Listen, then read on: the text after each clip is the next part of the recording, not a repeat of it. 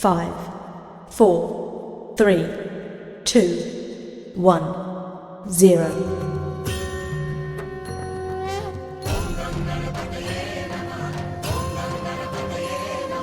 प्रथम पूज्य हो तुम्ही गजानन। जय श्री गणेश। माता जगत जननी पार्वती माता और शंकर भगवान के पुत्र गणेश जी का जन्म कैसे हुआ इस बारे में आपको बताता हूँ। शंकर भगवान और पार्वती माता अपने निजी भवन में विराजमान थे। पार्वती माता स्नानागार में नहाने गई तो वहाँ पर शिवगण उपस्थित थे। शिवगणों के होते हुए शंकर भगवान स्नानागार में और घर में प्रवेश कर गए। इस बात का पार्वती माता की सहेली जया और विजया ने बताया कि माँ, ये जो शिवगण है ये सिर्फ भगवान भोलेनाथ की सुनते हैं, आपकी नहीं मानते हैं। स्नानागार में शंकर भगवान का आना ये बताता कि शिवगण केवल शिव जी के सुनते हैं, आपकी नहीं सुनते हैं। इस बात को माता पार्वती ने बहुत ध्यान से सुना और फिर स्नान करने गई शिव भक्त शिव गणों को बोला कि मैं स्नानागार जा रही हूँ नहाने, आप कोई भी को भी अंदर मत आने देना। मगर माता पार्वती अपनी सहेलियों के साथ स्नानागार में नहाने गई तो शंकर भगवान का प्रवेश हो गया और शिवगण ने उनको नहीं रोका। माता पार्वती को इस बात का एहसास हुआ कि शिवगण केवल शंकर भगवान की सुनते हैं, मेरी नहीं सुनते हैं। और जया विजया जो मेरी सहेली है उन्होंने सही बात कही थी। इस बात को माता ने बहुत ध्यान देकर सुनना कहा कि अब तो मुझे अपना गण उपस्थित करना पड़ेगा। माता ने अपने मलिन देह से मेल उतारी और उस मेल से एक चैतन्य पुरुष का निर्माण किया और उसको जन्म दिया, जिससे वह पुरुष अत्यंत विशालकाय और बहुत शक्तिशाली उत्पन्न हुआ।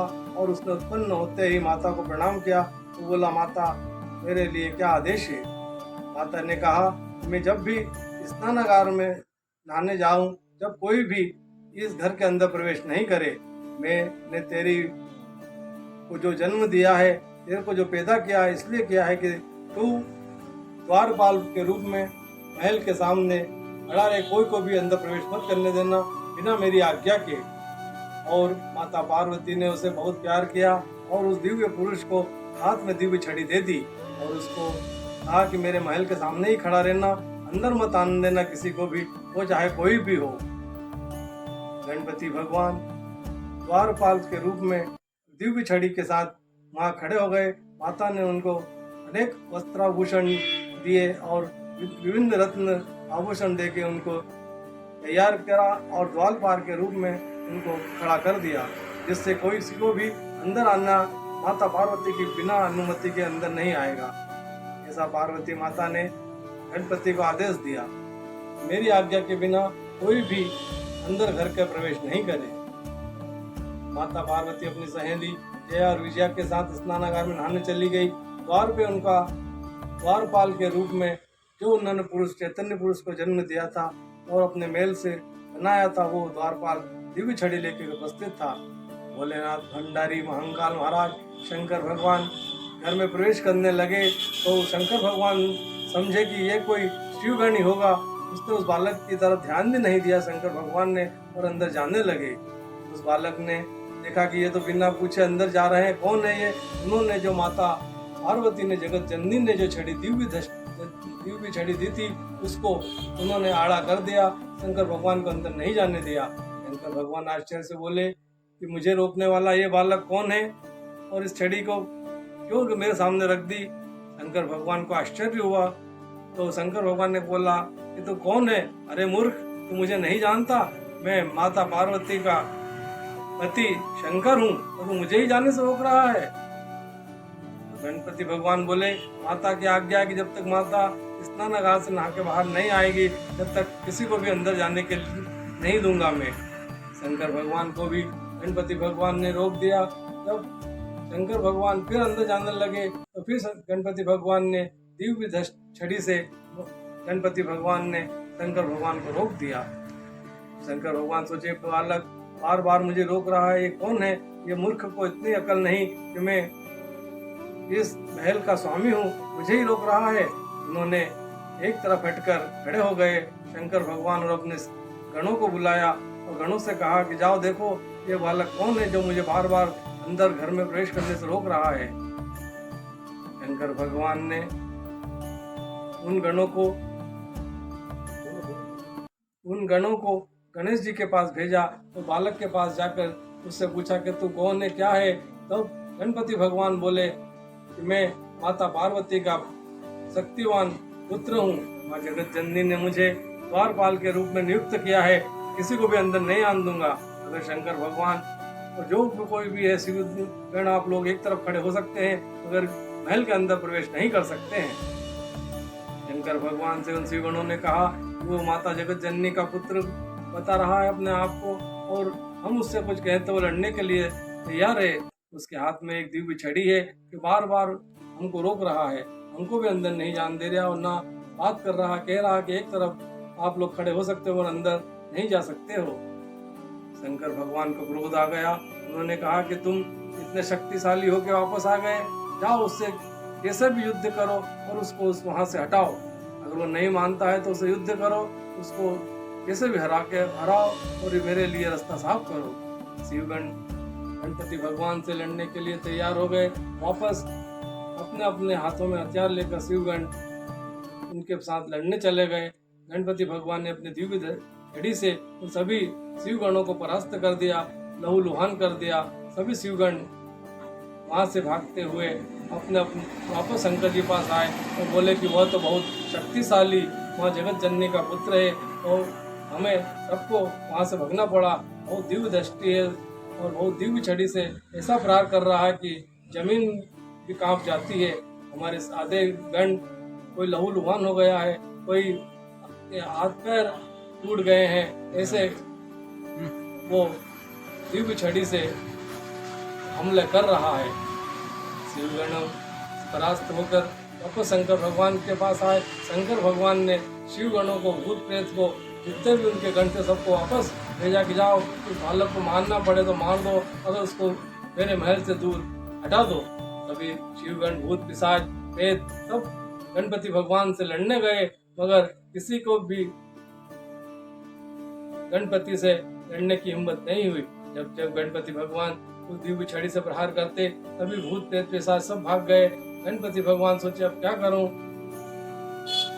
ये बार बार मेरे लड़ने आ रहे हैं, मैं माता पार्वती का पुत्र हूँ और ये शिवगण मुझसे बार बार लड़ने के लिए आ रहे हैं। ये मेरी हार नहीं, इस माँ जगत जननी की हार होगी। अगर मैं हार गया तो माँ जगत जननी की हार होगी। इसलिए जो माता पार्वती ने दिव्य छड़ी दी थी उससे सभी शिवगणों को हरा दिया। यह दृश्य देखकर नारद मुनि वहां पर आए। नारद मुनि बोले शंकर भगवान से कि ये क्या लीला चल रही है, क्या हो रहा है? शंकर भगवान ने कहा कि एक बालक मेरे महल पे खड़ा हो गया है और हमें अंदर नहीं जाने दे रहा है। इतने में नारद मुनि की बात ब्रह्मा जी, विष्णु जी भी कैलाश पर्वत पर आ गए। उन्होंने देखा कि एक बालक छड़ी लिए हाथ में खड़ा है और शंकर भगवान को घर में प्रवेश नहीं करने दे रहा है। शंकर भगवान बार बार देवगणों को युद्ध के लिए भेजे, शिवगणों को भेजे, सभी परास्त हो के वापस आ गए। विष्णु जी भी रूप बदलकर ब्राह्मण का रूप लेकर गणपति जी से लड़ने चले गए। तो उन्होंने, विष्णु जी ने कहा कि मैं ब्राह्मण हूँ, मुझ पे वार मत करना। ब्रह्मा जी चतुरानंद ब्रह्मा जी भी युद्ध के लिए गए, मगर ब्रह्मा जी ने कहा मैं कमल से उत्पन्न हुआ हूँ, नाभि से उत्पन्न हुआ हूँ, मुझे फिर युद्ध मत करना। तभी इसी प्रकार विष्णु जी और ब्रह्मा जी भी युद्ध के लिए गए, मगर उनकी दिव्य छड़ी देखकर माता की वापस आ गए और युद्ध के नहीं करा। फिर विष्णु भगवान ने शंकर भगवान से कहा कि ये बालक बहुत वीर है, बहुत ताकतवर है, बहुत शक्तिशाली है, माँ जगत जननी, माँ जगदम्बा पार्वती का पुत्र है, इसको हराना सरल काम नहीं है, इसको केवल छल से ही हरा सकते हैं। जब विष्णु भगवान ने कहा कि मैं इस बालक से युद्ध करूं, तब आप इस पर हमला कर देना और इसको समाप्त कर देना। विष्णु भगवान अपने सुदर्शन चक्र लेकर गणपति भगवान से युद्ध करने के लिए चले। विष्णु भगवान और गणपति जी का युद्ध चालू हुआ। इसका फायदा उठाकर शंकर भगवान ने अपना त्रिशूल उठाया और गणपति जी का सिर धड़ से अलग कर दिया। जब इसके शंकर भगवान ने जब छल से उनका धड़ अलग कर दिया, यह बात पूरे देवताओं को मालूम पड़ी। सब हर्षित हो गए, नाच गाने हुए, अप्सरा नाचने लगी। सभी देवताओं ने फूल बरसाए कि चलो शंकर भगवान ने की जीत हुई है और गणपति जी हार गए हैं। जब ये बात माता पार्वती को मालूम पड़ी तो माता पार्वती ने एक छोटे से बालक पे मेरे स्वामी ने वध कर दिया है। इससे माता पार्वती कुपित हो गई। उन्होंने दो शक्तियों को प्रकट किया, एक ज्वाला के रूप में और एक काली के रूप में। उन्होंने दो इन शक्तियों को कहा कि जाओ, उन्होंने भी मेरे पुत्र को मारा है, देवगण है या शिवगण हो, उनको सबको खत्म कर दो, जब तक मेरी आज्ञा ना हो वापस मत आना।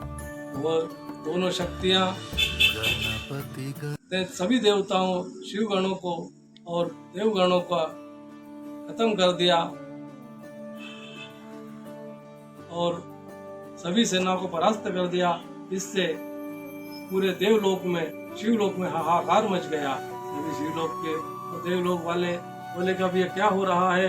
ब्रह्मा जी ने ध्यान लगाकर देखा कि माता पार्वती ने ये शक्तियां उत्पन्न की। माता पार्वती क्रोध में है।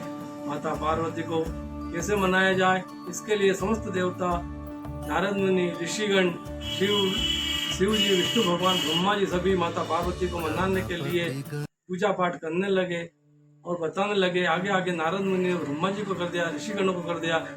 नारद मुनि को, ऋषियों को देखकर माता बोली कि मेरे बालक का इन्होंने वध किया है, इसलिए जब तक मेरा बालक पुनः जीवित नहीं होगा तब तक इनका वध होता रहेगा। मेरे बालक को पुनः जन्म दिया जाए, पुनः पैदा किया जाए, पुनः जीवित किया जाए, उसके बाद ही इस संसार में शांति होगी। नहीं तो अभी शिवगणों और देवगणों ने जिन्होंने मेरे बालक पर हमला किया है, सबका मेरी शक्तियां भक्षण करेगी। ऐसी बात बोलकर माता पार्वती ने कहा कि जाओ, मेरे बालक को पुनः जीवित कर दो, उसके बाद ही कुछ बात पर चर्चा होगी। माता पार्वती की बात जब नारद मुनि ने, ब्रह्मा जी ने, विष्णु जी ने शंकर भगवान को बताया, उन्होंने कहा कि चलो ठीक है, हम कोशिश करते हैं।